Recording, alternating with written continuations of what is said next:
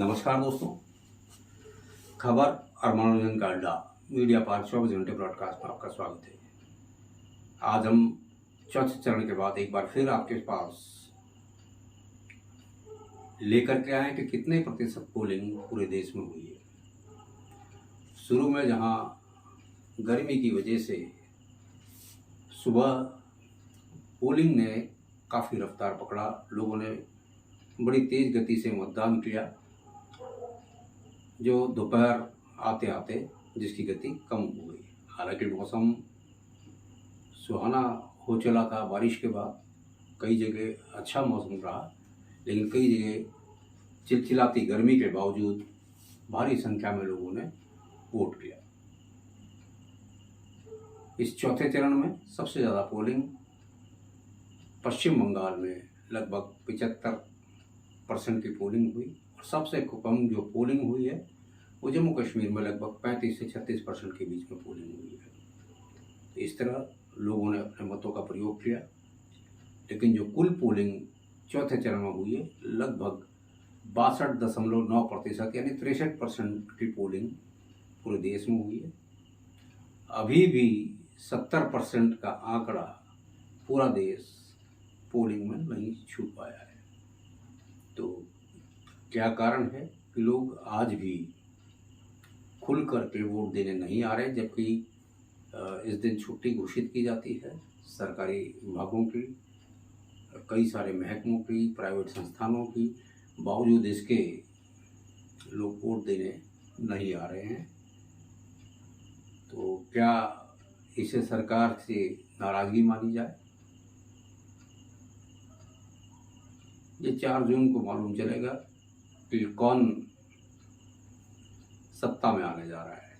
जिस तरीके से विपक्षी दल या इंडिया गठबंधन की बात करें, उन्होंने जिस तरीके से अपने टेम्पो को बढ़ाया है, जिस तरीके से उन्होंने मेहनत की है पूरे देश के अंदर, जिस तरीके से उन्होंने अपनी पार्टी को या अपने सहयोगी दलों को उभार करके ऊपर तक पहुंचाया है, वो देखने योग्य है। अब जो 5वां चरण होने जा रहा है, जिसमें देश के भावी प्रधानमंत्री चुनाव लड़ने जा रहे हैं।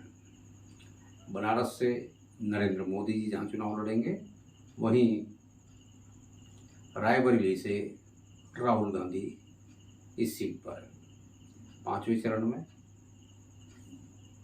काफ़ी जोर शोर से प्रचार प्रसार किया जा रहा है। और जिस तरीके से बनारस की सीट नरेंद्र मोदी जी की मानी जा रही है, वैसे ही रायबरेली को भी राहुल गांधी की सीट मानी जा रही है। दोनों लाखों मतों के अंतराल से विजय हासिल करने वाले हैं, ऐसा लोगों की राय है।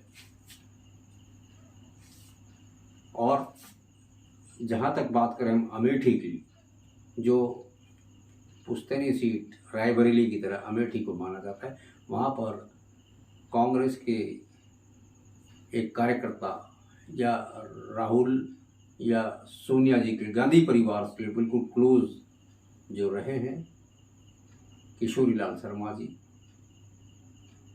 वो स्मृति ईरानी को ज़बरदस्त टक्कर दे रहे हैं। यहाँ पर भारतीय जनता पार्टी की पूरी रणनीति और राहुल गांधी के एक सूझबूझ भरे कदम से पूरी रणनीति फेल हो गई है। स्मृति ईरानी जिस तरीके से राहुल गांधी के नाम पर इस चुनाव को लड़ने जा रही थी, वो पूरी दिशा और दशा चुनाव की अमेठी में बदल चुकी है। और किशोरी लाल शर्मा जी की जो पिछले 40 वर्षों से अमेठी में रहकर, रायबरेली में रहकर हर जनता से जुड़े हुए हैं, हर घर में वो जुड़े हुए हैं, तो इस समय चुनाव बड़ी ज़बरदस्त अमेठी के अंदर होने वाली है। एक कार्यकर्ता जो है केंद्रीय मंत्री को, भारी भरकम मंत्री जो नरेंद्र मोदी की करीबी मानी जाती हैं, उनको टक्कर दे रहे हैं। और लोगों का ऐसा भी मानना है कि स्मृति ईरानी वहाँ से चुनाव भी हार सकती हैं। तो दोस्तों, इंतज़ार कीजिए 5वें चरण के लिए। 5वें चरण के मतदान के बाद एक बार पुनः हाजिर होंगे और आपको बताएंगे कितने प्रतिशत का मतदान हुआ और लोगों का रुझान किस तरफ हो रहा है। अभी तक के रुझान के अनुसार पहला 3 चरण जहां इंडिया गठबंधन बढ़त बनाए हुए था, वहीं तीसरे और चौथे चरण में भाजपा ने भी अपनी बढ़त को बढ़ाने का काम किया है।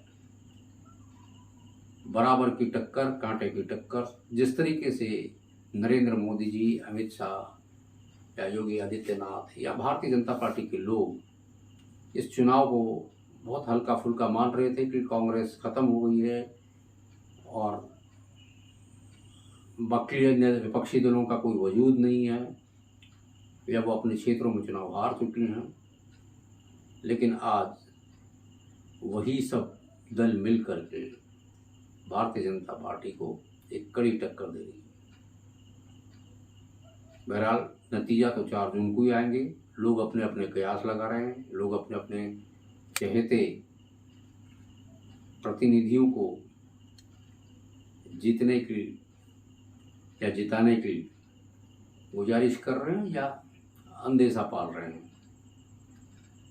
लेकिन चुनाव जिस दिन मतगणना प्रारंभ होगी 4 जून को, उस दिन लोगों को समझ में आएगा कि किन मुद्दों पर हिंदुस्तान की जनता